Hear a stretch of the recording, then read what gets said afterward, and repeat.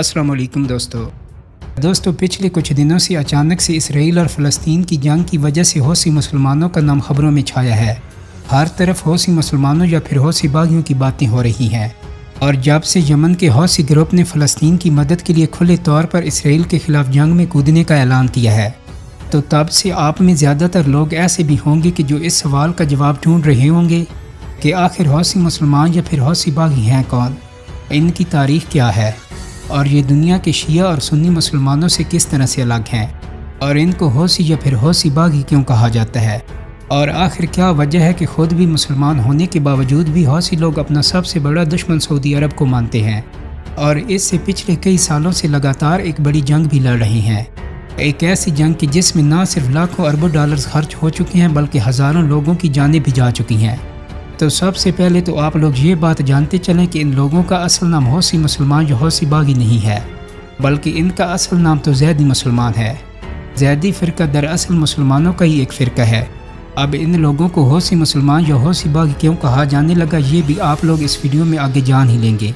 فی الحال یہ جو زیدیہ گروپ ہے اس کے بارے میں جانتے ہیں۔ تو زیدیہ گروپ ویسے تو شیعہ فرقے کا ہی ایک ٹوٹا ہوا فرقہ ہے، مطلب جو تاریخ کے ایک وقت میں شیعہ فرقے سے الگ ہو گیا تھا، مگر ان کے کچھ رسم و رواج اور ان کے کچھ عقائد سنیوں سے بھی ملتے ہیں۔ اور دوستو یہی وجہ ہے کہ رسم و رواج اور اس طرح کی دوسری چیزوں میں زیدیہ لوگوں کو شیعوں سے زیادہ سنیوں کے قریب سمجھا جاتا ہے، اور شاید اسی وجہ سے زیادہ تر شیعہ سکالرز تو زیدی لوگوں کو شیعہ مانتے ہی نہیں۔ تو فی الحال اگر بات کریں تاریخ کی، تو جیسا کہ ہم سب جانتے ہیں کہ شیعہ اور سنیوں میں تو فرق یہ ہے کہ جہاں ایک طرف سنیوں کے مطابق پیغمبر حضرت محمد صلی اللہ علیہ وسلم کی وفات کے بعد ان کے 4 خلیفہ ہوئے تھے، حضرت ابوبکر، حضرت عمر، حضرت عثمان اور حضرت علی، مگر دوسری طرف شیعوں کا یہ ماننا ہے کہ خلافت کا یہ کنسیپٹ بالکل غلط ہے، بلکہ وہ امامت کے کنسیپٹ پر یقین رکھتے ہیں۔ تو ان کے مطابق حضرت محمد صلی اللہ علیہ وسلم کے جانے کے بعد امامت کا کنسیپٹ شروع ہوا، اور پہلے امام حضرت علی تھے، دوسرے امام ان کے بڑے بیٹے حضرت امام حسن، تیسرے امام ان کے ہی چھوٹے بیٹے حضرت امام حسین، جبکہ چوتھے امام ان کے پوتے یعنی کہ کربلا کی جنگ میں بچ جانے والے حضرت امام حسین کے بیٹے حضرت امام زین العابدین، اور اس طرح سے آگے سلسلہ چلتا رہا 12 اماموں تک۔ لیکن دوستو اب یہاں پر غور کرنے والی بات یہ ہے کہ شیعہ لوگوں کی تاریخ میں چوتھے امام تک تو سب کچھ ٹھیک چلا، مگر جب چوتھے امام حضرت زین العابدین کی وفات ہوئی تو ان کی وفات کے بعد شیعوں میں اختلاف ہو گیا، مطلب ایک بڑے گروپ نے تو ان کے بیٹے حضرت امام محمد باقر کو ہی ان کا وارث اور اگلا امام مان لیا، مگر ایک چھوٹا گروپ ایسا بھی تھا کہ جس نے امام محمد باقر کے بجائے ان کے ہی ایک دوسرے بیٹے حضرت زید بن زین العابدین کو اپنا امام مانا، اور جن لوگوں نے اس دور میں حضرت امام محمد باقر کے بجائے حضرت زید کو اپنا امام مانا تھا وہی آگے چل کر زیدیہ مسلمان کہلائے۔ وہیں دوسری طرف شیعہ لوگوں کے جس بڑے گروپ نے حضرت محمد باقر کو اپنا امام مانا تھا وہ لوگ اثنا عشری کہلائے، مطلب کہ 12 اماموں والے۔ تو آج کے دور میں دنیا بھر میں ہم لوگوں کو جتنے بھی شیعہ نظر آتے ہیں، اب وہ چاہے ایران ہو، آذربائیجان ہو، لبنان یا پھر انڈیا اور پاکستان، ان سارے ہی ممالک میں لگ بھگ ساری شیعہ آبادی عشری گروپ کی ہی ہے، اور وہیں زیدیہ یہ اس طرح کے جو دوسرے شیعہ چھوٹے گروپ ہیں وہ بالکل نہ ہونے کے برابر پائے جاتے ہیں۔ زیدیہ کی اگر بات کریں تو ان کی زیادہ تر آبادی آج کے دور میں یمن کے علاقے میں رہتی ہے۔ زیدیہ گروپ نے تاریخ کے الگ الگ دور میں مسلمان دنیا کے الگ الگ علاقوں پر اپنی شاندار بڑی اور طاقتور حکومتیں بھی قائم کی ہیں، اور خاص طور پر جو یمن کا علاقہ ہے وہ تو زیدی گروپ کا ہمیشہ سے گڑ رہا ہے۔ یہاں پر رہنے والے یہ سارے لوگ 2 چیزوں کو بہت یاد کرتے ہیں اور اس پر فخر کرتے ہیں۔ پہلی چیز تو یہ ہے کہ یمن کے علاقے میں جو سب سے پہلے اسلام آیا تھا وہ حضرت علی رضی اللہ تعالیٰ عنہ کے ذریعے سے آیا تھا۔ دوسری چیز یہ کہ بڑی بڑی ایتھینٹک کتابوں میں اس طرح کی حدیثیں پائی جاتی ہیں کہ جس کے مطابق حضرت محمد صلی اللہ علیہ وسلم نے مکہ مدینہ کے علاقے میں بیٹھ کر یمن کے لوگوں کے لیے خاص دعا کی تھی، اور اس چیز کو بھی آج تک یمن کے لوگ یاد کرتے ہیں اور اپنے لیے بہت زیادہ خاص مانتے ہیں۔ بات کریں اب اگر زیدیہ لوگوں کے عقائد کے بارے میں، تو بھلے یہ لوگ شیعہ گروپ کی ہی ایک شاخ ہیں اور امامت کے کنسیپٹ پر بھی یقین رکھتے ہیں، مگر اس کے باوجود بھی یہ باقی شیعوں کی طرح 12 اماموں پر یقین نہیں رکھتے۔ ساتھ ہی ساتھ یہ لوگ شیعوں سے الٹ اور سنیوں کی طرح حضرت ابوبکر صدیق اور حضرت عمر فاروق کو حضرت علی سے پہلے خلیفہ مانتے ہیں۔ ان کا جو نماز پڑھنے کا طریقہ ہے یا وضو کرنے کا طریقہ ہے وہ بھی شیعوں سے کافی الٹ اور سنیوں سے ملتا ہے۔ تو آپ میں سے بہت سارے لوگ اب یہی سوچ رہے ہوں گے کہ چلو یہ سب کچھ تو ٹھیک ہے، ہم نے زیدیہ گروپ کے بارے میں تو بہت کچھ جان لیا، مگر اب آخر یہ حوثی کا کیا مطلب ہے؟ جب ان لوگوں کا اصلی نام زیدی ہے تو ان کو حوثی مسلمان یا پھر حوثی باغی کیوں کہا جاتا ہے؟ تو دوستو ان لوگوں کو یہ نیا نام ابھی بالکل کچھ سال پہلے ہی دیا گیا ہے، اور اس کے پیچھے جو سب سے مین اور اکلوتی وجہ ہے وہ کوئی اور نہیں بلکہ ان لوگوں کا سب سے بڑا دشمن اور ان کا اپنا ہی پڑوسی ملک سعودی عرب ہے۔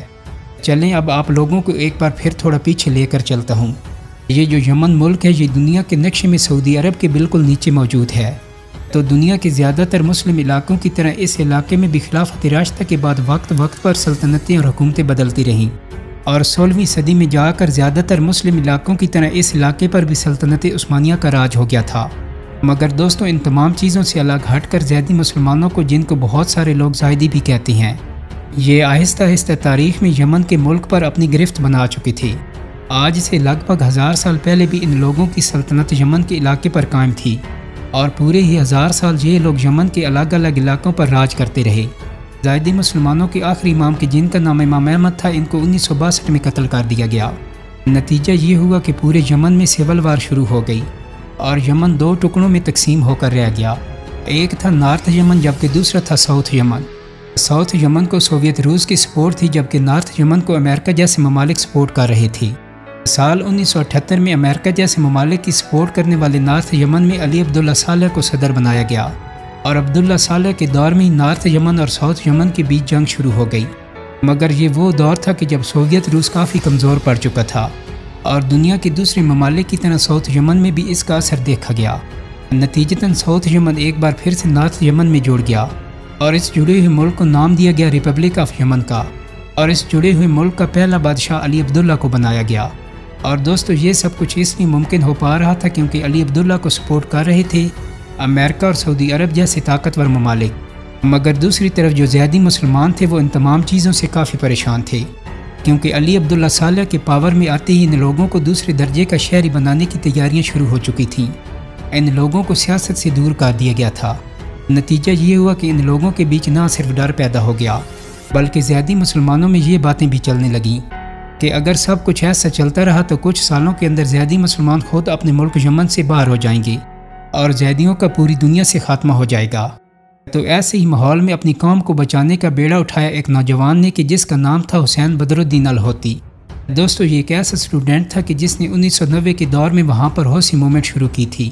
اور اس موومنٹ کا صرف ایک ہی مقصد تھا کہ زیدی مسلمانوں کو ایک بار پھر سے یمن کے اندر طاقتور اور ترقی یافتہ بنایا جائے۔ شروع میں حوثی لوگوں کے کام کرنے کا طریقہ یہ تھا کہ وہ تمام لوگوں کے کیمپس کے اندر جایا کرتے تھے، جہاں پر بڑے بڑے شیعہ سکالرز کی کتابیں ان لوگوں کو پڑھائی اور سمجھائی جاتی۔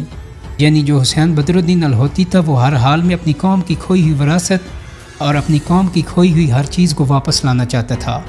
مگر دوسری طرف اس دور میں جو یمنی سرکار تھی وہ بڑی تیزی کے ساتھ سعودی عرب اور امریکہ کے ساتھ اپنے رشتے کو مضبوط کر رہی تھی۔ دوستو اس دور میں جہاں ایک طرف حوثی لوگ اپنا حق مانگ رہے تھے تو وہیں دوسری طرف صالح سرکار بڑے مزے میں نظر آ رہی تھی۔ نتیجہ یہ ہوا کہ زیدی مسلمانوں کا غصہ بڑھتا گیا اور ہنگامے بھی کافی تیز ہوتے چلے گئے۔ تو آہستہ آہستہ جب حالات زیادہ بگڑے تو حسین بدر الدین الہوتی بھی گورنمنٹ کی نظروں میں آ گیا۔ اس کے علاوہ گورنمنٹ کی فوج اور حسین بدر الدین میں کبھی کبھی جھڑپیں بھی ہونا شروع ہو گئیں۔ یہ جھڑپیں اتنی زیادہ بڑھ گئیں کہ سن 2004 میں ایک دن گورنمنٹ کی فوج نے ایک مٹ بھیڑ میں حسین بدر الدین الہوتی کو قتل کر دیا، اور بس وہیں سے زیدی مسلمانوں کی طرف سے اعلان جنگ ہو گیا۔ ایک ایسی جنگ کا اعلان کہ جس نے یمن کی پوری تاریخ کو ہی بدل کر رکھ دیا۔ حسین بدر الدین الہوتی کی موت کے بعد ان کے جن سپورٹر نے گورنمنٹ کے خلاف کھلی جنگ کا اعلان کیا تھا، ان سبھی کو نام دیا گیا ہوتی یا حوثی جنگجوؤں کا۔ دوستو شروع میں صالح سرکار کو یہ محسوس ہوا کہ ان تمام حوثی لوگوں کو بڑی آسانی سے اور بڑے کم وقت میں ہرا دیا جائے گا، کیونکہ ان لوگوں کے پاس نہ تو کوئی آرگنائزڈ آرمی ہے اور نہ ہی کوئی ایڈوانس ہتھیار، اور ہمارے پاس تو آرمی بھی ہے اور ساتھ ہی امریکہ اور سعودی عرب جیسے طاقتور ممالک کی سپورٹ بھی ہے۔ مگر ان کے یہ سارے اندازے پورے طریقے سے غلط ثابت ہوئے، اور 2010 آتے گورنمنٹ کو حوثی باغیوں کے سامنے جھکنا پڑا اور ان سے صلح کرنی پڑی۔ لیکن اگلے سال یعنی سن 2011 میں ایک بار پھر سے حالات بدل گئے، اور علی احمد صالح جو ایک لمبے وقت سے یمن پر حکومت کر رہے تھے، ان کو حکومت چھوڑ کر اپنے ہی گروپ کے بندے جن کا نام منصور ہادی تھا ان کو دینا پڑی۔ مگر حالات تھے کہ سدھرنے کا نام نہیں لے رہے تھے، اور حوثی بھی دن بدن اور زیادہ طاقتور ہوتے جا رہے تھے۔ اور دوستو پھر دور آیا سن 2015 کا کہ جب حوثی باغیوں نے یمن کے شہر سنا پر بھی قبضہ کر لیا، اور وہاں کی حکومت کو اپنے کنٹرول میں لے لیا۔ تو نتیجے میں یمن کے حکمران منصور ہادی کو فوراً ملک چھوڑ کر بھاگنا پڑا۔ تو سعودی عرب جو کہ حوثی مسلمانوں کے خلاف تھا اور یمن کی کٹ پتلی حکومت کو کنٹرول کیا کرتا تھا، اس کو اب آہستہ آہستہ یہ احساس ہو چکا تھا کہ حوثی لوگوں کو ہو نہ ہو پیچھے سے ایران سپورٹ کر رہا ہے، ورنہ حوثی باغی یہ سب کچھ اکیلے کبھی نہیں کر سکتے تھے۔ اور ایران کے لیے حوثی باغیوں کو سپورٹ کرنا کوئی مشکل بھی نہیں تھا، کیونکہ وہ تو لبنان میں موجود حزب اللہ کی مدد بڑے لمبے وقت سے اسرائیل کے خلاف کرتا ہی آ رہا تھا۔ اب ظاہر ہے ایران اور سعودی عرب کی دشمنی تو پہلے سے تھی، اس لیے اب سعودی عرب نے حوثیوں کی مخالف گورنمنٹ کو سپورٹ کرنا شروع کر دیا، اور اندر ہی اندر یہ قسم کھا لی کہ وہ ہر حال میں حوثیوں کو دبا کر وہاں پر ایک بار پھر سے وہی گورنمنٹ قائم کرے گا کہ جو پہلے ہوا کرتی تھی۔ تو سعودی عرب نے عرب کی الگ الگ فوجوں کا ایک گروپ بنایا اور اس گروپ کو بنا کر یمن کے اوپر حملہ کر دیا۔ تو بس یہیں سے یمن کی تاریخ پھر بدل گئی اور یمن میں تباہی کا ایک نیا دور شروع ہو گیا۔ مگر دوستو، سعودی عرب نے سن 2016 میں ایک خطرناک اور بہت زیادہ گھنونی حرکت کی۔ دراصل ہوا یہ کہ یمن میں حوثی لوگوں کے جلال نام کے ایک بڑے لیڈر ہوا کرتے تھے۔ جلال نام کے اس بڑے لیڈر کے والد کا جب جنازہ لے جایا جا رہا تھا تو اس جنازے میں بے شمار حوثی باغی بھی شامل تھے۔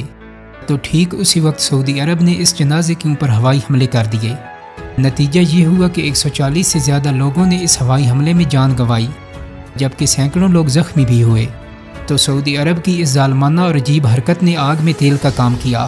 حوثی لوگوں نے بھی جواب دیا اور بدلے میں لگاتار حملے کرنے شروع کر دیے۔ تو اب سعودی عرب اور حوثی باغیوں کے درمیان چلنے والی اس جنگ کو 9 سے 10 سال کا ایک لمبا وقت گزر چکا ہے، مگر کسی بھی پارٹی کو کچھ خاص حاصل نہیں ہو سکا ہے۔ اس جنگ میں اگر کچھ حاصل ہوا ہے تو وہ ہے صرف اور صرف 2.5 لاکھ لوگوں کی موت۔ یمن کا ایک بڑا علاقہ اس جنگ کی لپیٹ میں آنے کی وجہ سے تباہ ہو گیا ہے۔ سعودی عرب، امریکہ اور UK جیسی بڑی طاقتوں کی سپورٹ ہونے کے باوجود کچھ خاص نہیں کر سکا ہے، جبکہ حوثی باغی ابھی بھی آدھے سے زیادہ یمن کو کنٹرول کر رہے ہیں۔ فی الحال خوش قسمتی سے پچھلے کچھ مہینوں سے لگاتار یہ جنگ رکی ہوئی ہے۔ رکنے کی وجہ یہ ہے کہ ابھی کچھ مہینے پہلے ہی چائنا کی کوششوں سے سعودی عرب اور ایران کے درمیان دوستی ہو گئی ہے۔ تو پھر سعودی عرب اور حوثی باغیوں نے بھی جنگ کے بجائے ٹیبل پر آنے کا فیصلہ کر لیا ہے، اور تب سے یہ جنگ رکی ہوئی ہے۔ اور اب ایک بار پھر سے اچانک سے پوری دنیا میں حوثی باغیوں کی باتیں ہونے لگی ہیں، اور وہ اس لیے کیونکہ اسرائیل اور حماس کے درمیان چلنے والی اس جنگ میں اچانک سے حوثی باغیوں نے کھلے طور پر فلسطین کی طرف سے اسرائیل کے خلاف اترنے کا فیصلہ کر لیا ہے۔ دوستو، امید کرتا ہوں کہ میری آج کی ویڈیو آپ کو پسند آئی ہوگی۔ اگر ویڈیو اچھی لگی ہے تو اس کو لائک اور شیئر کر دیں۔ میرے چینل کو سبسکرائب کرنے کے ساتھ ساتھ بیل آئیکن کو بھی کلک کر دیں تاکہ آپ کو میری آنے والی مزید ویڈیوز کے نوٹیفیکیشن ملتے رہیں۔ بہت جلد ہی ایک نئی ویڈیو کے ساتھ ملاقات ہوگی۔ اپنا بہت سارا خیال رکھیے گا۔ اللہ حافظ۔